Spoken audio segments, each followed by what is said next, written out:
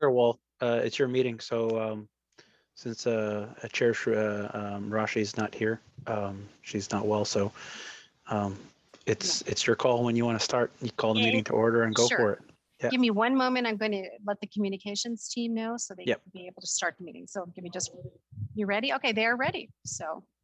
Thank you. Hello. I now call to order the Independent Redistricting Commission meeting of January 13th, 2022. I'll take a roll call. Commissioner Akers. Here. Commissioner Morris.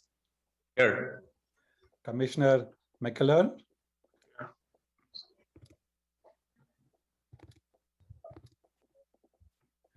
Today. Commissioner McElhern, I don't believe we heard you. You may need to unmute. Okay, I'm here. Is that better? Thank you. Commissioner Jensen. Here. Commissioner Baldwin. Here. And alternate Commissioner Hogg. Here. Thank you. And I suppose Chair Marashi is not in today. Okay. I think, yeah, we have a quorum, so we can move ahead. Welcome to the Independent Redistricting Commission meeting. Public outreach regarding redistricting and this commission, as well as information on all IRC meetings, has been noticed to the public in many venues. They include a public notice was published in the Santa Clara Weekly on October 14th, 2021, listing all meeting dates. The city's website has a page dedicated to the Independent Redistricting Commission, which outlines the redistricting process, lists all meeting dates, and also provides information on how to request translation services if needed 72 hours in advance of the meeting. The website also has flyers translated into the following languages in addition to English: Chinese, Spanish, and Vietnamese. There is an email address dedicated for inquiries and comments on the redistricting process. It is redistricting@santaclaraca.gov. This email address will also be monitored during meetings for comments. Flyers have been provided at all public counters at City Hall, as well as were distributed at citywide events, the Halloween party at the Youth Activity Center on October 30th, and the tree lighting ceremony on December 3rd. Meeting information has been sent out and will continue to be sent during this process via social media: Facebook, Twitter, Nextdoor, and Instagram. Meeting agendas are posted to the city's meeting page in advance of the meeting, as well as all IRC meetings and presentations are available at the city's meeting page, www.santaclara.legistar.com. Consent calendar. There are no items on the consent calendar. IRC meetings of the previous meeting will be presented at the next IRC meeting. Our next section is public presentations. We will now move to the public presentations section of our meeting. This part of the meeting is reserved for persons to address the council or authorities on any matter not on the agenda that is within the subject matter jurisdiction of the city or authorities. The law does not permit action on or extended discussion of any item not on the agenda except under special circumstances. The governing body or staff may briefly respond to statements made or questions posed. An alternate body may request staff to report back at a subsequent meeting. As a reminder, comments can be emailed to redistricting@santaclaraca.gov. If any member of the public would like to make comments, please raise your hand in Zoom. Staff, do we have any members of the public that would like to speak? Let me just double check real quickly. No, we do not at this time. Thank you. Then we'll move on to general business items on our agenda. We have 4 items tonight. The first item is demographers present draft plans, Goblet and Lapov. Demographers, will you please provide your presentation? Yes, thank you. And this afternoon, you should have gotten a copy of this PDF file that I'm showing you. No, I'm not showing it to you, am I? Sorry. I have to share my screen for you to see it. Anyway, can you see it now? Yes, we can see this. We can see Good. your presentation. Well, the plans have been proliferating. Last time we just had plan 1, I think, and now we're up to plan 6, and there are actually 7 plans. And I wanted to just remark before we really get started that it is possible and perhaps more efficient for people, members of the public and commissioners to submit plans based on pieces using the calculator tool. That's an Excel file, and then tell us what changes you'd like us to make to the plan in order to test your ideas and see what it looks like using census blocks, because the city does not have an online redistricting tool. This probably is the best way to do it. In fact, a plan that we just got yesterday, Plan 6, was adjusted in this fashion, and Plan 1.1 was adjusted. So if any of you are planning on more plans, consider just using pieces and verbally describing what changes you'd like us to explore for you.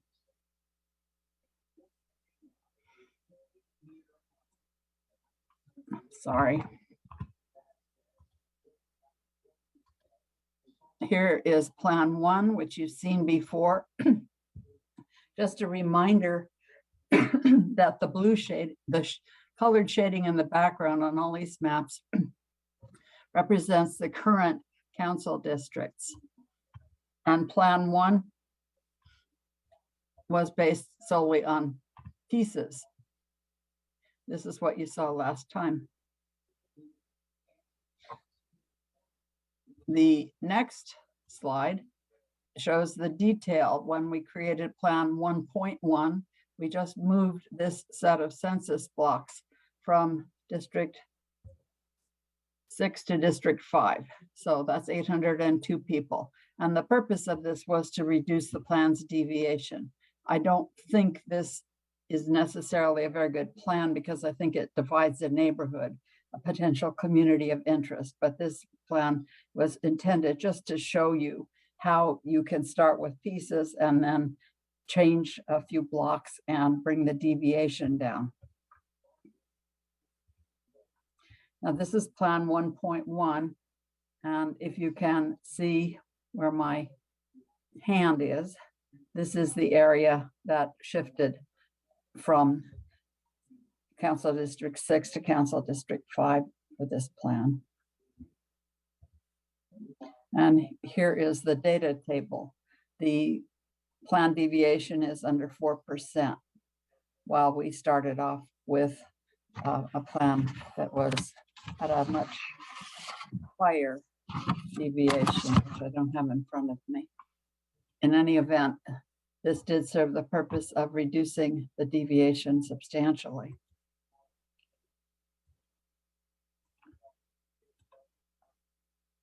I don't know why I'm stuck. Oh, nuts. Just when you need your computer to work right, it doesn't.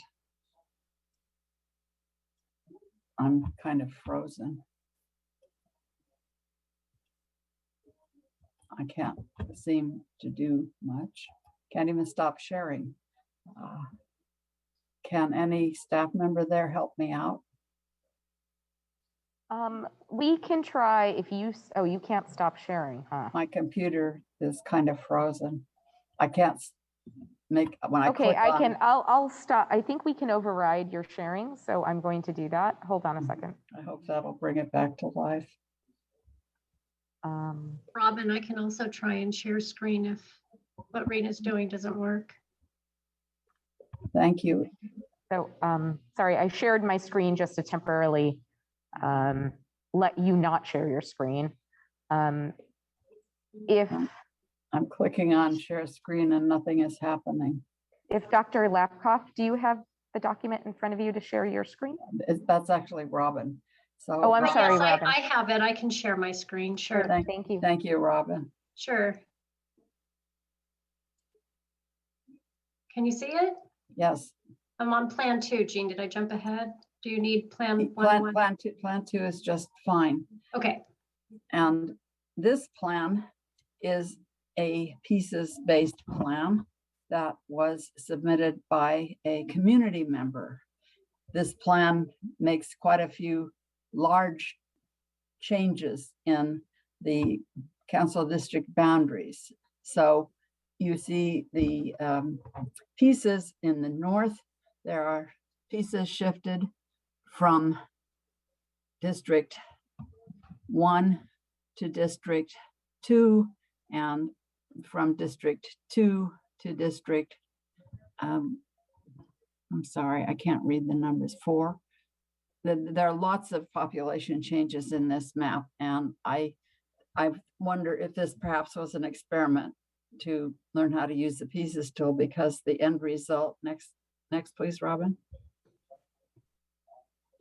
is a reasonable deviation of 6.9%.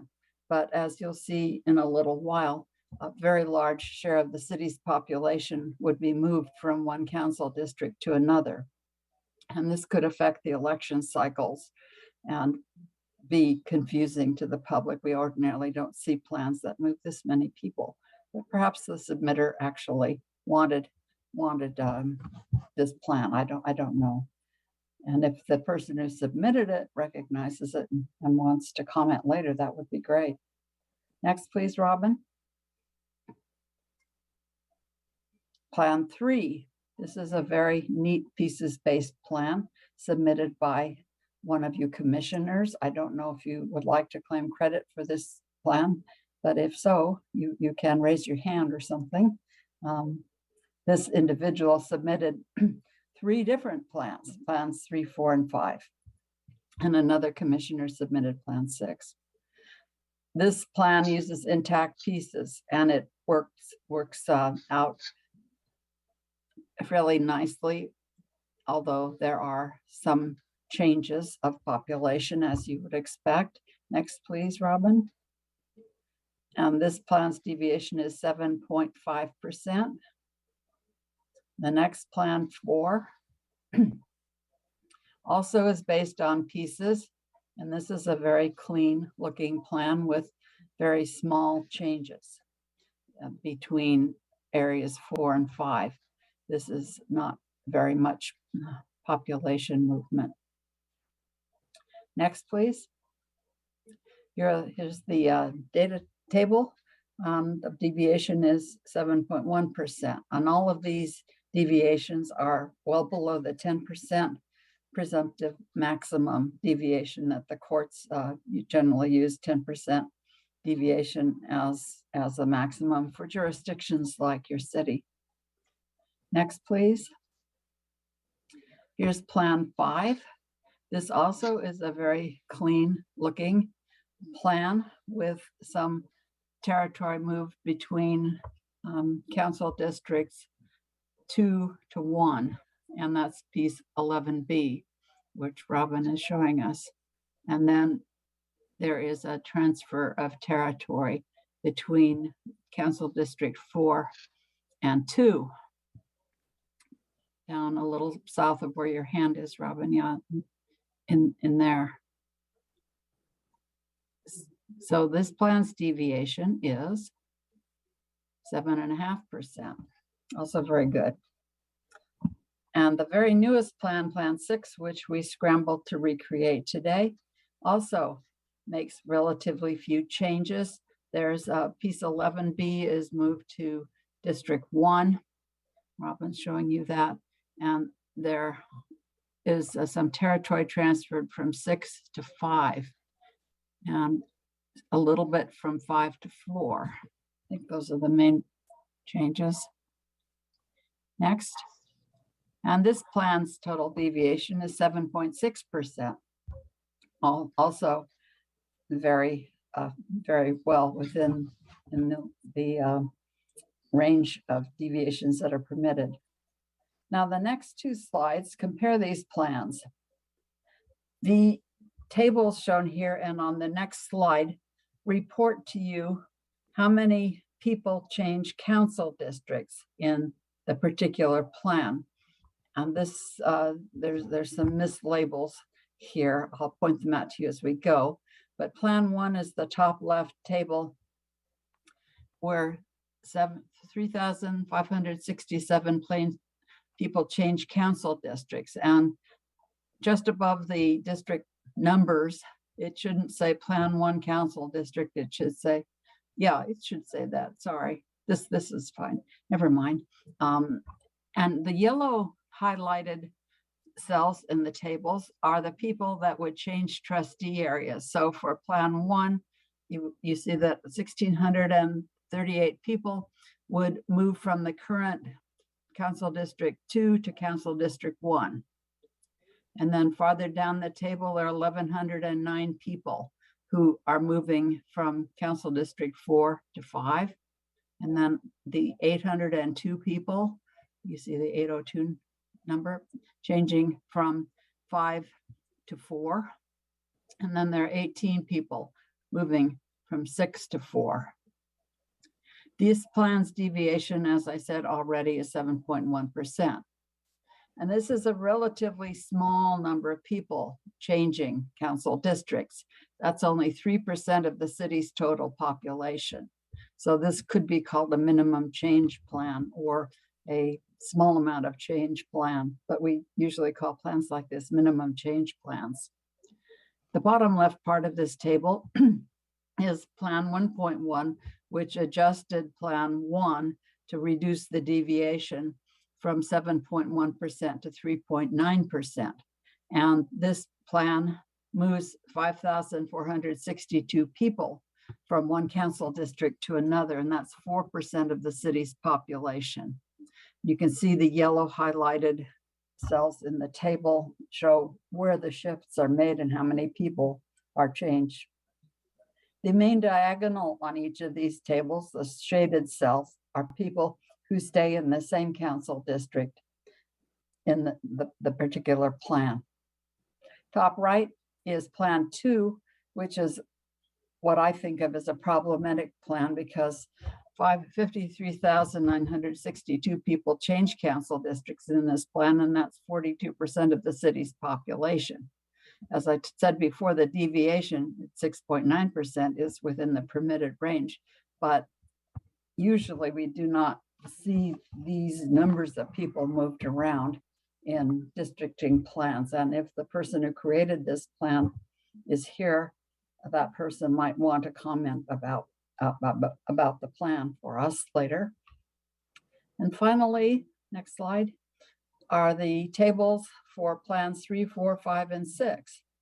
And the top left cell is for Plan 3, which moves 1% of the city's population. This is the smallest amount of population shifted of any plan. That's very small share of the city's population. That definitely is a minimum change plan. Bottom left, Plan 4, 2,230 people change council districts. That's 2% of the city's population. This is also a minimum change plan.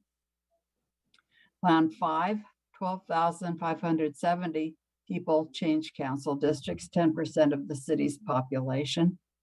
And that would probably not be called a minimum change plan, but plans 3 and 4 might be considered minimum change. And finally, Plan 6, bottom right, 4,086 people change council districts, 3% of the city's population. And this is not a very large number of people to shift in a redistricting plan. That is our last slide, and we can return to these slides if you have questions, but I think, Robin, you might stop screen sharing unless commissioners want to ask questions before we stop looking at the slides. Mr. Chair, perhaps you could notice if if any of your fellow commissioners have questions or staff. Okay, sorry, I was on mute. So I suppose first thing is comments from the public. So do we have any hands raised from public for who want to provide any comments? Actually, Chair, yes, somebody just raised their hand right now. Diane Harrison, I will allow you to talk and you should be able to comment now. Unmute. Okay, yeah, hi. I was going to do it later, I thought in the agenda, but I am the one who created number 2. I'm also the one who created number 1. I actually kind of like the 1.1 deviation change to my 1. My goal in all of these was to try and create a district that would be have a higher number of Hispanics. I don't think I succeeded in 2, but I think number 1 is good. It's 28%. Number 4 is also good at 28%. And I, you know, we seem to have no problem getting majority Asian districts, but be nice to have one that, you know, maybe gets a Hispanic member of the council would be nice. And that was what my goal was. Now that I'm looking at 2 with all your study on that, research on that, I don't think it's so good anymore, but it was not just an exercise in using the pieces. It was actually a genuine effort. So my first choices, I know have no say in it, is 1.1 and 4 because they have 28% Hispanic. And that's about all I have to say. I'm sorry that I said what I did about. That's okay. I didn't understand your objective, and that makes sense to me now. and that's why we have people coming and coming. Okay, so commissioners, thanks for the comments. Commissioners, do you have any comments? Similarly, I think some of the commissioners might have presented the plans, and similar to Diane Harrison, they can share their thought process, maybe. Mr. Plans 3, 4, and 5, would you like to speak? Yes, for 3, I was intending to get the smallest amount of change possible. And so that's why I came up with that one. For 2, it was looking at just an alternative and also a small, like you called it, a minimum change plan. For 3, the intention there was, I didn't necessarily think it was necessarily a good plan, but it was a plan worth discussing, was to keep all of the old quad, which is all the old quad, into one district. District 5 now becomes the old quad, which is the original tract that was Santa Clara. And there's an old quad association that's fairly active. And so what it does is it takes in piece 20, and the boundaries for the old quad are exactly now what is in 5. It's railroad tracks to the north and the east, and Scott Boulevard to the west, and then for the south it's Newhall Street. So that's exactly, yeah, we're showing there. So that was the only intention. I figured it was worth discussing. I don't necessarily weld it to it, but it's something that comes up every once in a while in discussions in Santa Clara, is the old quad, the old quad. Having said that, though, old quad in my mind, when I think of it, is the old pre-World War II buildings that's in the downtown area. And when you get into piece 20, which is north of the El Camino, in reality, there's very few, if any, of those pre-World War II ones left. It's the look and feel and socioeconomic, everything is very different in 20. So maybe, even though it does meet the old quad definition of boundaries, maybe in reality, the neighborhood. Yeah, that's my only comments on that one. Commissioner Baldwin, your audio kind of went in and out in your last 30 seconds of your comments. I don't know if you want to repeat that. Okay, what I was saying is the intention was to have District 5 as to one entity. I don't necessarily think it's an optimal plan, but I think it's worth discussing amongst the group, since Oqua does show up all the time in discussions within the city. In fact, that's one of the examples we gave of possible communities of interest in one of your earliest meetings. Yes, I noted that too.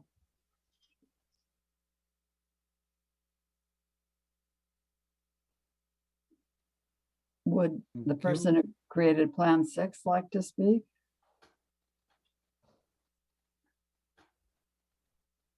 Hello, can you hear me? Yes. I think that one is mine.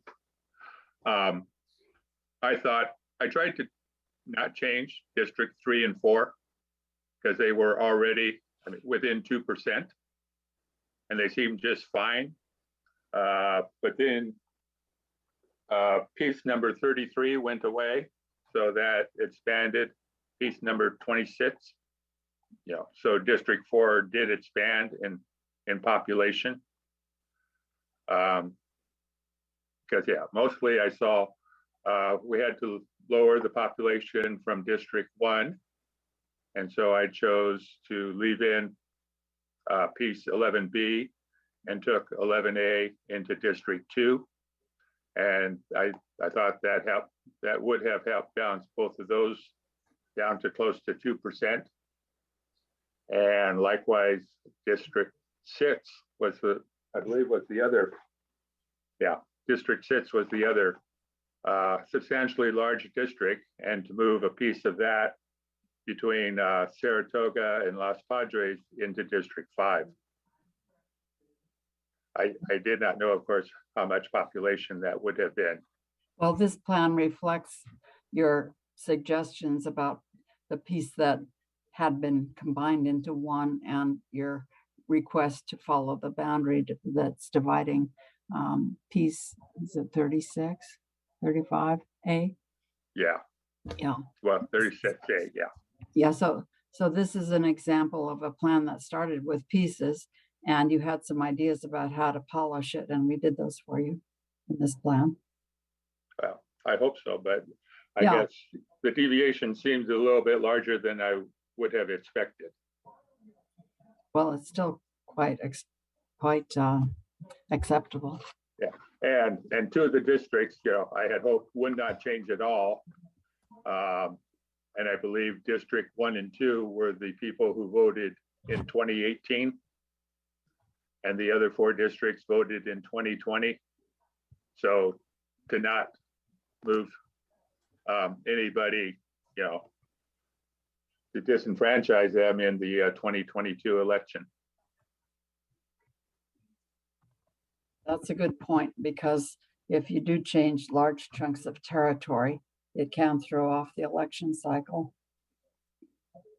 If you move large numbers of people from an area that's next election would be this year to an election cycle that would end in 2024, there would be some people waiting 6 years to vote.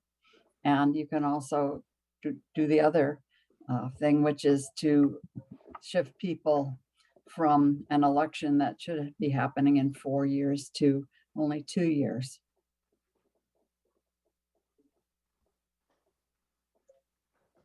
I just want to make it one minor correction to what Commissioner Malcorn said is districts 2 and 3 vote in gubernatorial election cycles, not 1 and 2. And in the presidential cycles, districts, I'm talking about the current districts 1, 4, 5, and 6 elect their council representatives in presidential cycles. So in the last election, districts 1, 4, 5, and 6 voted. In the upcoming election, districts 2 and 3, the current districts 2 and 3 will be voting. I think one thing that might be beneficial to add to the analysis, Dr. Gobele, that you have done on the last 2 pages of the presentation that compares the change, right? That looks at the change in districts, is also to look at the change in terms of election cadence. So when it may be possible that members of the community go between districts 5 and 4, as an example, which would be a change in the number of, in which council representative they have. However, it would not necessarily change their election cadence or cycle. So they would not elect sooner or later than they would have initially done anyways. And same thing between, 2 and 3. But changing from, like, for example, District 1 to 2, in the example that is shown here on number 6, where piece 11B is added to District 1 and from District 2, those residents in piece 11B who were scheduled, I guess you can say, to vote in the upcoming election would not be able to vote. And so the last time that they would have voted, they would only vote in another 2 years. So then they would have skip the cycle and only vote, every 6 years in this last cycle. Not recurringly, but just in this one instance. So that's just an example. So maybe in future analyses, it might be helpful to look at the voting dynamic as well. Yes, we've done that before, and okay. It is a good idea.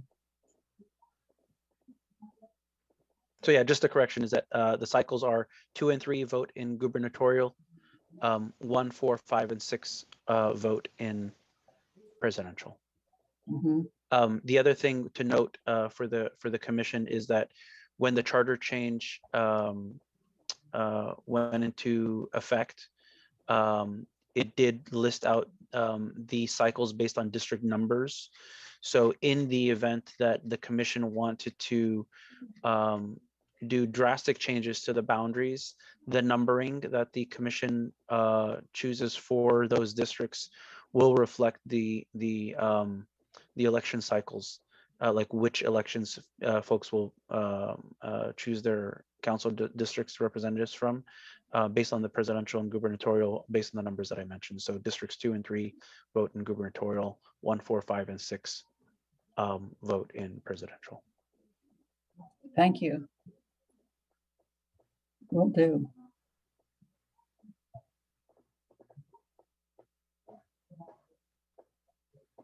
Okay, so I think that brings the agenda item number 2 to a close.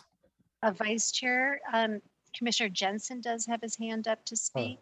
Sorry. I was just going to ask procedurally if was anybody else from the public that wanted to make any comments on these maps.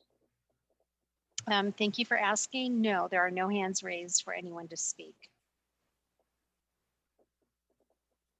Thank you. So we will now move to the second item. I suppose part of it has been covered, but members of the public and commissioners present draft plans. Commissioners, do we have any presentations? I think we already discussed the plans as part of that, but if you have any separate presentations or any of staff, are there any members from the public who have a presentation that they want to do? First, commissioners, do you have any presentations, separate presentations that you would like to do?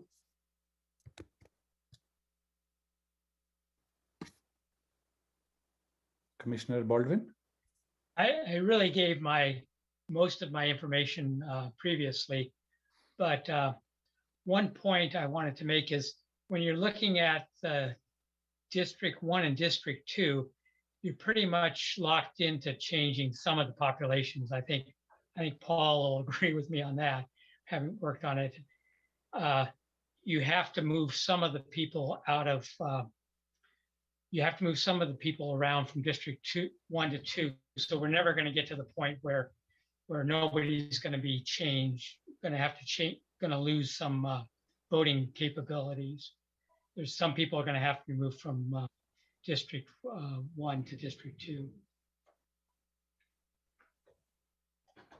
That was it. Thank you, Commissioner Baldwin. Anybody from the public who has any presentations that they would want to give? No hands raised from the public and no emails in the redistricting email box. Okay, thank you very much. So then we will bring the agenda item number 2 to a close. Our third item is discussion of draft plans. So first commission discussion. This is commission discussion, and then we can take comments from commissioners and public. So our discussion, commissioners, our discussion is open. Anything else that you want to add, or when we can share the plans so that you can refer to them as you would wish to.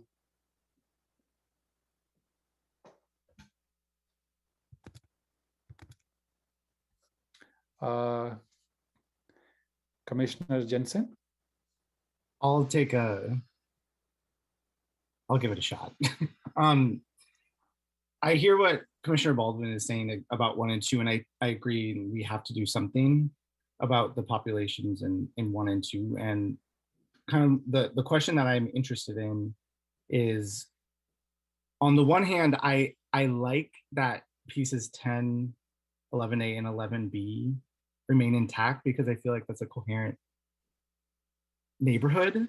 And then I look at the neighborhoods like in pieces 12 and 13 and feeling like 101 is such a distinct boundary too, for those neighborhoods. So it's, in some cases, it's a trade-off between kind of moving the neighborhoods of 12 and 13 into one, in my mind, or 11B moving into District 1, 2. So the other lens that I feel like I want people to look at too is not ignoring the racial data. And I really appreciate what Diane from the community brought in particular, looking at the Latinx population. So I would encourage people to look at what those different trade-offs do in terms of the Latinx population between Districts 1 and 2. So I'm not quite sure what I think yet, and there are a lot of lenses to put on this and lots of data tables that I've been poring over and trying to fully understand. So those are kind of the points that I wanted to make about moving between 1 and 2, and just really not wanting to, or really wanting to avoid diluting the Latinx population in either of those districts. So that's one of the things that I'm grappling with right now. So I'll pause my comments at that. Thank you, Commissioner Jensen. I see Commissioner Morris's hand. Commissioner Morris. Hi, thanks, Vice Chair. I actually just want to know, I mean, there are a lot of tables, a lot of plans. So what are we trying to do here? I mean, do we have a plan as to what are the basic criteria that we're looking at in changing the districts, other than, of course, the deviation criteria? So I'm just saying that if we can actually agree on some kind of a framework under which we will operate. I mean, otherwise this discussion could go on for a long time, because we'll be comparing 1 to 2, 2 to 3, 3 to 4, and so on and so forth. So I was just wondering if you could lay some ground rules as to what we should be looking at. I mean, do we actually look at a population demographic bias? I mean, as Diane had actually pointed, which is actually, I think, a relevant point. Or should we be looking at pure statistics, or a combination, or how do we agree on what do we want to agree? That's what I'm trying to figure out. Okay, I hear you. Okay. Hassan? I could suggest something about that. Yeah. What usually happens at this point in a commission's activities is that commissioners start looking at the plans that have been done already, really zooming in on them mentally to see if communities of interest are being split, because you are experts on your communities of interest. I know a lot about them, but you know better than I, since I don't live in Santa Clara. And then after looking at plans in that way, decide which plan or plans you think should be kept on the table, and perhaps adjust it a bit by moving census blocks. And we were going to volunteer to do live mapping with you at your next meeting, where we have our Maptitude redistricting software right in front of you to move blocks here or there. And you can see what the consequences are for things like Latinx shares and deviations. So I would just suggest that, of course, you need to follow the legal criteria, population equality, and the protected groups not being divided, which has just been mentioned, and that's a very important thing. And then you can consider other things like, does it matter how many people get moved and the extent to which election cycles get shifted a bit. So I think you can start looking at critically at the plans in front of you and discuss whether you, at this point, think one or more of them are really worth more consideration than others. Thank you. Thank you, Dr. Goble. Hassan? Yeah, I was just gonna reiterate, actually, Dr. Goble said a lot of what I was gonna say, which is to Commissioner Morris's question, you know, as was reviewed in the last couple of meetings, there's legal requirements and guidelines that everybody needs to abide by, right? And then beyond that, there are probably at least half a dozen different things that you could use as knobs to tweak the district boundaries. For some members of the community, some of those knobs are more important. For others, other knobs are more important. And it's really a trade-off that the commissioners will take stances on and then debate amongst yourselves with community input as to which of the knobs are of higher import or take a priority over other knobs. It's somewhat of an art, not just a science, in how you do this and how you approach this. So to Commissioner Morris's question, I would rephrase his question not so much as to, and I know he didn't word it this way, so I apologize if I'm putting words in your mouth, but not to, hey, what are the criteria that we're legally obligated to perform, because that is pretty clear. The question is, what, as a commission and with community input, are some of the knobs that you're willing to turn, right? Is it to, as Dr. Goble said, are you going to put a greater emphasis on, you know, ethnic weighting? In, you know, as an example, in Plan 2 from Diane Harrison, trying to really increase the number in a, you know, at least one district of the Hispanic representation or population, or is it keeping communities of interest, you know, intact, drawing lines around major thoroughfares versus balancing the deviation, right? So like if you look between Plan 1 and 1.1, you're breaking one rule to, I don't want to say breaking, you are giving up slightly one rule or criteria in favor of another, right? So you are if you look on slide, I think it is 3, you are carving out a few blocks from District 6 to add to District 5, which really isn't, it may be breaking that neighborhood, right, in Piece 31, and kind of getting off of a major thoroughfare, which was Homestead and Scott Boulevard. But you're doing that in lieu of balancing the deviation more equitably. So these are the sorts of trade-offs that as a commission you all should discuss amongst yourselves.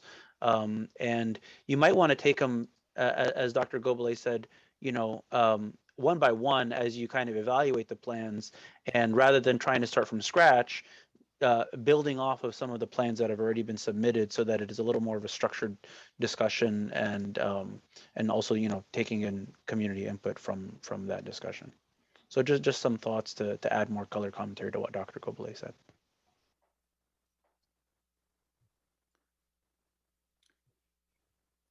Thank you, Sam. I would suggest that you also consider whether the current city council boundaries have flaws, in your opinion, and if so, what should be done to fix the flaws, or if you like some of the current boundaries, you might say, I'd like plans with some of these boundaries as follows, remaining unchanged.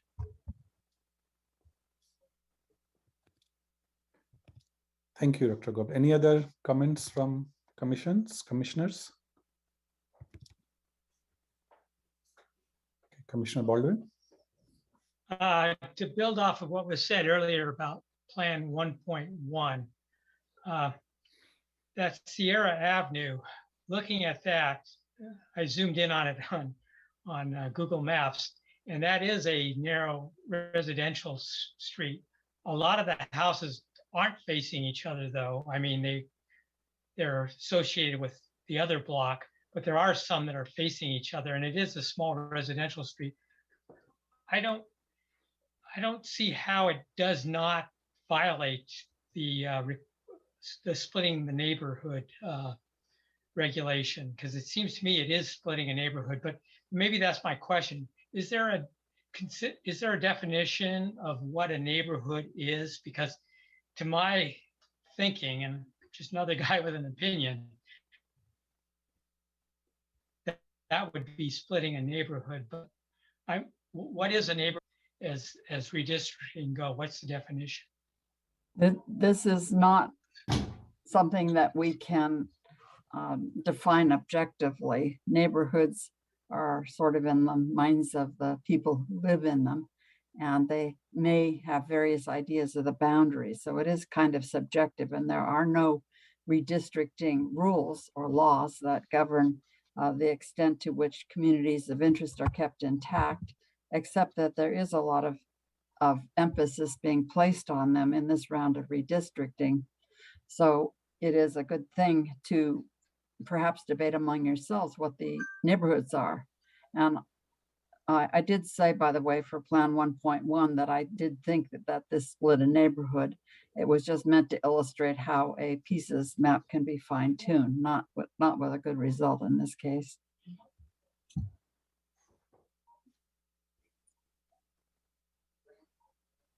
Okay, Commissioner Baldwin, you have anything else to add, or you just that neighborhood there is very close to where I grew up, and those Sorry, houses Commissioner were Baldwin, all your built audio is early 50s. And pardon? no. Sorry, Commissioner Baldwin, your audio is. Can you hear me? You are fading in and out, so we missed some of the things that you said. Can you repeat? You may want to turn your video off. That may help with the audio. Okay, stop my video. Yeah, that may help. Okay, what I was saying was I grew up very close to that neighborhood, and the houses are all the same. They're all built in the early 50s, same socioeconomic groups on both sides of the streets and that whole section. So I can't see where it would not be considered a neighborhood under any definition. But once again, it sounds like Dr. Gobele is saying that there is no real definition. But to my way of thinking, I would eliminate map 1.1, especially if it was only considered as an example of what could be done with moving the pieces around. Yes, we actually can turn on Google Satellite and Google Maps in our redistricting program, and we do look at the housing types and lot sizes and things like that, and we can use Street View to see if the houses look alike, and we have been doing that. It's fun to do that and very useful. When you did do that with this street, what was your conclusion?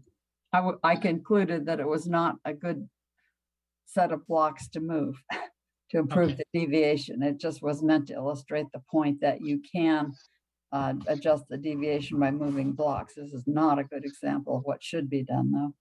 1.1 is not a good example. Okay.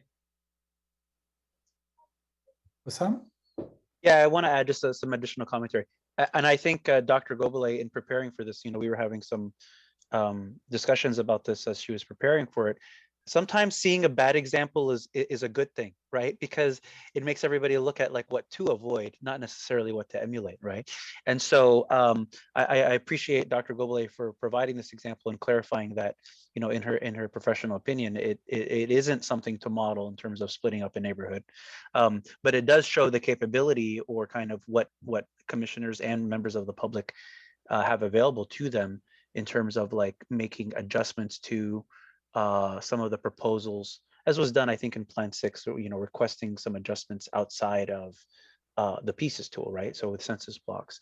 To also the earlier question and comment, Commissioner Baldwin, about what defines a neighborhood. When we were going through the city was going through the initial districting a few years ago,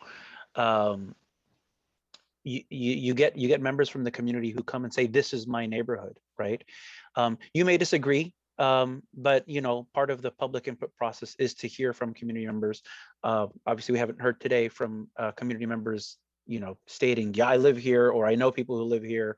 And, you know, yeah, it's definitely, to me, it feels like it's one cohesive neighborhood, but that's definitely input that the commission can take, as well as some of the other input that was provided in earlier meetings. Like, so there were planned developments that were seen, or sorry, area specific plans that were shared from city staff. The city staff also prepared next door neighborhoods to use as, you know, again, pieces of input that you can look at to determine what neighborhoods are. It doesn't mean that you have to stick to the next door neighborhood map, but it's just another piece of the input. And I would, you know, in this particular example, which again, it doesn't sound like anybody's advocating for this this change here, but it also might be worthwhile to look at next door neighborhoods and see, hey, does this fit? You know, would splitting this out affect what the next door community perceives as their neighborhood? But you know, again, these are all just levers and different bits of input that the commission can and should use to kind of make determinations. We had, even when we were developing the plans, the city was working on plans a few years ago. The districting commission, which I think was comprised of only 3 commissioners, sometimes heard input from folks that even across some of the major thoroughfares, people felt like they were splitting the neighborhood, but it was a trade-off that was made. So, you know, people were saying, hey, I feel like, you know, across San Tomas or across Scott Boulevard, it's a major thoroughfare, but it still feels like the person across the street is my neighbor, right? There are parts along Scott Boulevard where you have homes that are facing each other, right? And yet it is a major thoroughfare that gets split in some of the district boundaries, or Homestead, right? And Lawrence Expressway. So, you know, those are just things that you have to trade off as a commission, and, you know, hearing input from the community and kind of even just knowing your own districts is part of that input process. Maybe not the clear-cut answer that you were looking for, but at least it helps to give some insight or clear commentary. Thank you, Sam. Commissioners, anybody else wants to chime in? Otherwise, okay, thank you. Sorry, if I may chime in also, like, so another example in the same discussion about neighborhoods and changes to what Commissioner Jensen was saying between districts 1 and 2. So something to also consider there is you have pieces number 12 and 13, and there was a discussion between pieces 12 and 13 and piece 11B, and the comment that some change has to happen between or some transition has to happen between 1 and 2, and 101 being a major thoroughfare, the southern border, if I'm not mistaken, of pieces 12 and 13 is also Central Expressway, right? So thinking like, okay, 101 is a major thoroughfare for sure. Would Central Expressway also be considered as a major thoroughfare? So, you know, people who are living in piece 12, do they have a neighborhood or an affinity towards people living in 17D? And are people living in piece 13, do they have an affinity or, you know, association with the neighborhoods in 18A? And that, again, it's a trade-off versus looking at some of the affinity between 6A and 11B, or 6B and 11A. So again, there's no hard science behind this. It's why it's a community input-driven process.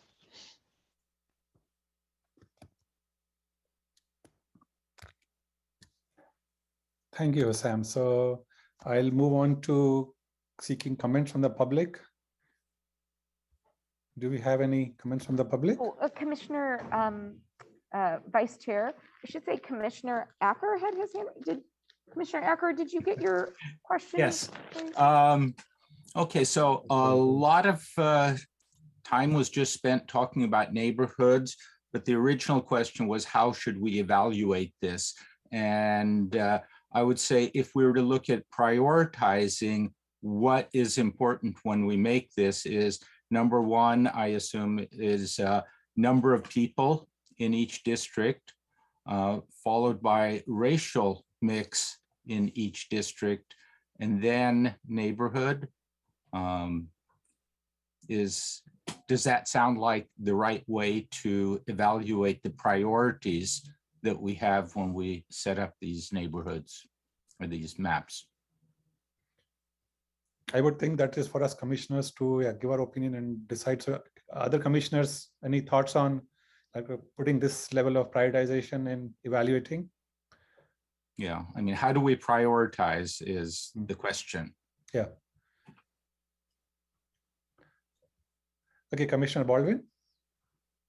Yeah, I would agree with Commissioner Aker. We go down the list of what's required by the regulations, and then with the priority that they set, make sure all the maps meet those priorities. And then we go to the secondary issues like how many people we annoy and who doesn't get to vote and stuff, which are not part of the regulations, but are really valid concerns and should be addressed. But first, if we go through those regulatory requirements, and then if the map meets all those, then that's, seems to my way of thinking, that's a pool of possibilities.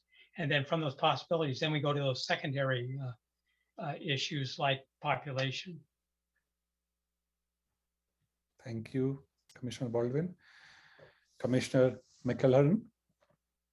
Yeah, I will agree that I think, yeah, priority number one is equal population, and then priority two would be the racial balance within each district. And then after that, unfortunately, I guess the neighborhoods, whether they will have to wait 2 more years or 4 more years to vote, unfortunately, but to get the population balance, there are going to have to be people moved.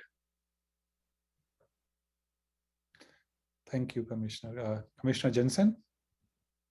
And I was just going to say too, is like preserving, I feel like if to the degree that we're able to preserve neighborhoods, which to me have a common identity, a common socioeconomic statuses, to the degree that we can keep neighborhoods intact, I think we accomplish the racial objectives too, just by nature of the history of how urban planning in cities like ours have been done too.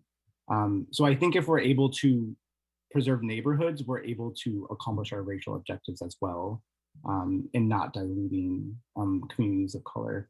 And I think that underneath that priority is the voting cycle, the cycle conversation of who's voting when, because to me, if you divide a neighborhood, it doesn't matter when you vote, like your neighborhood has been split in half and diluted. So to me, that's like the next level in terms of prioritization. So just a comment here. So one of the things, as you said, was preserving the neighborhood. And I suppose we do not have any, probably pieces as one way to look at a neighborhood as a unit, because how do we, there is no fixed definition, right, of how do we define or identify a neighborhood, and then so as to focus on not trying to split it. So I suppose pieces is one way of looking at it. And as you said, if we know about some specific streets where people know about it, then we can bring that into big picture as well. Yeah, I agree. And I think it goes back to what I was trying to communicate last meeting of, I view the pieces as a very actually good representation of our neighborhoods. And I think we saw that in our very first meeting when they overlaid the next door maps, which has, I think, a really good representation of our neighborhoods. on top of the pieces. Like you can see a lot of the clear lines aligning to the pieces. So that's why I think the pieces are a great starting point. Okay, last call. We'll have opportunities to talk more about it. But I think this is good conversation. At least you have an idea what different lenses to use to try to evaluate different plans. Okay, moving on. Any comments from the public? Staff, do we have any hands from the public? No, we do not. No hands are raised. Okay, thank you. That brings item number 3 to closure. The fourth item is discussion on next meeting format, virtual or hybrid for Saturday, January 29th. So first, any commissioner feedback or any thoughts on how would you want the next meeting to be? That is 2 weeks from now, or like this is Saturday, sorry. Vice Chair Agarwal, can I just make a few comments? Obviously we held this meeting remotely as we've done all the meetings. I think we've always been hopeful to meet in person, and the COVID situation just keeps evolving. Our EOC, director has recommended, and our city manager has carried out actually closing City Hall to the public because of, the increased cases. And I just wanted you to know how our particular city government is interacting with the public right now, where everyone's working remotely. If you have to do field work, you're in the field doing that work, but everyone is working remotely, and we're actually only serving our customers remotely for those interactions that were maybe at the permit center or whatnot.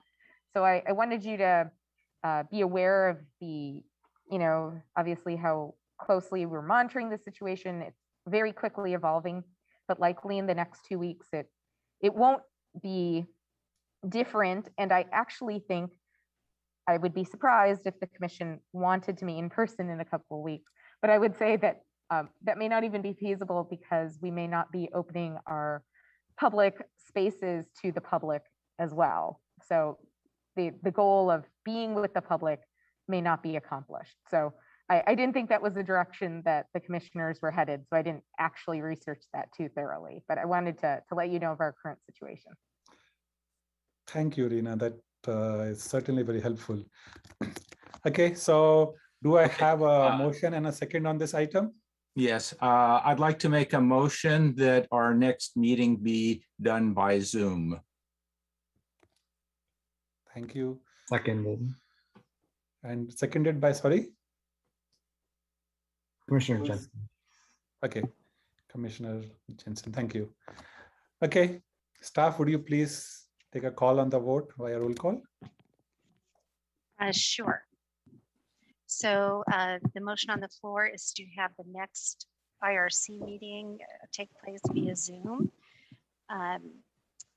Commissioner Aker? Aye. Commissioner Morris? I'm okay with a remote meeting. Commissioner McElhern? Yes. Commissioner Jensen? Yes. Vice Chair Agarwal? Aye. Commissioner Baldwin? Yes. Commissioner Haug?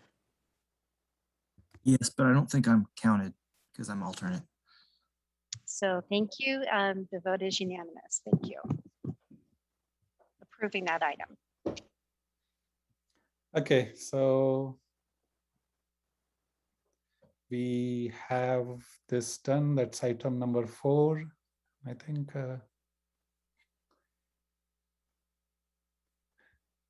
Vice Okay. Chair, you do have Hossam's hand up.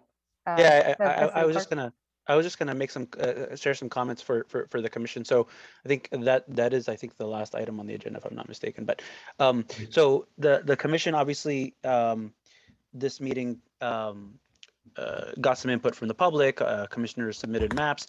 Like this is the process that will continue for the next several meetings. So obviously a lot of the questions and kind of the gears are turning in folks' head, both even in the community, right? Like with the public submitting maps. This is the process of soliciting the input.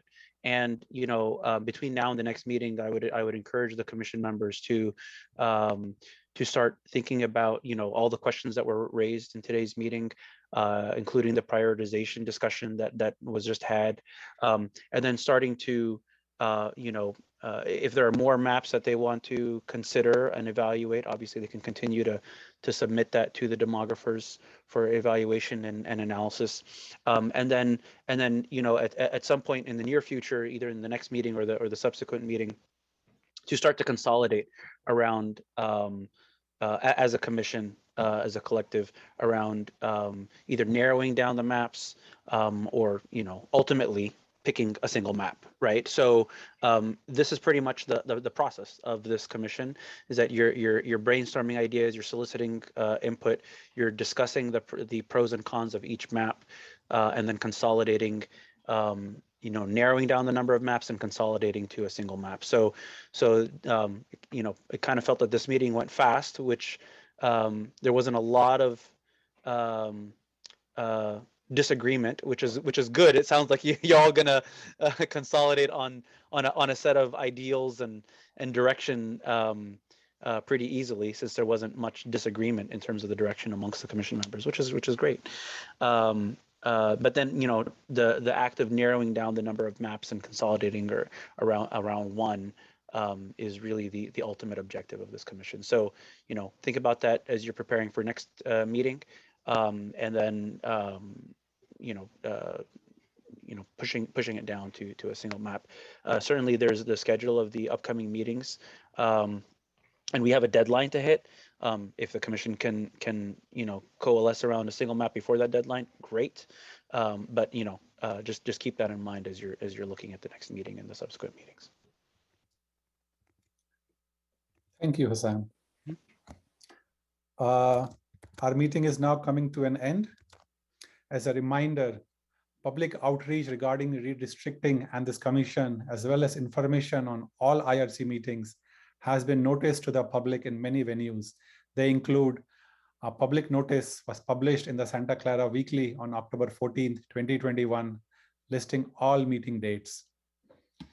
The city website has a page dedicated to the Independent Redistricting Commission, which outlines the redistricting process, lists all meeting dates, and provides information on how to request translation services if needed. The website also has flyers translated into the following languages in addition to English: Chinese, Spanish, and Vietnamese.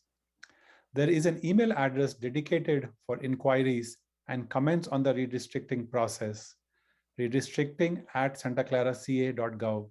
This email address will also be monitored during meetings for comments. Flyers have been provided at all public counters at City Hall, as well as were distributed at citywide events, the Halloween party at the Youth Activities Center on October 30th, and the tree lighting ceremony on December 3rd.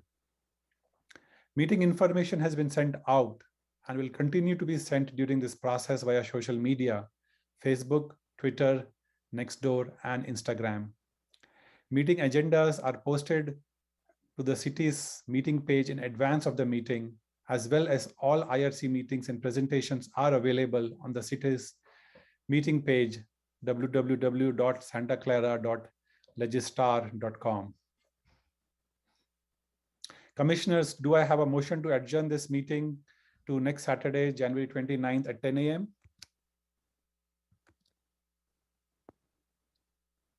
Yes, so moved. Do I have a second? Second. Okay, if there are no objections. Excuse me, can we clarify who made the second? Who was the seconder of that motion?